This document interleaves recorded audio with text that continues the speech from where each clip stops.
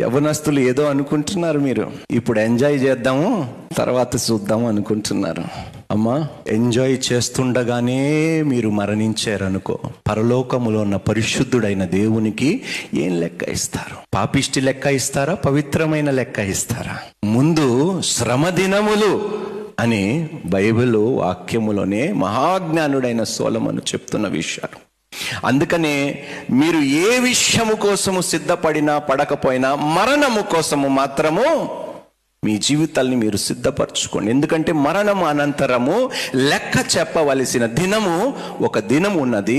ఆ తీర్పు పొందుకున్న తర్వాత నువ్వు నిత్యము పరలోకములో బ్రతుకుతావా, నరకములో బ్రతుకుతావా అనేది నువ్వు నిర్ణయించలేవు, ఆయన నిర్ణయించబోతున్నాడు. కాబట్టి ఆయన నిర్ణయానికి తగ్గట్టుగా భూమి మీద అనుగ్రహింపబడిన సమయముని బట్టి నువ్వు బ్రతికేవా లేదా నీవు గ్రహించు, తెలుసుకో.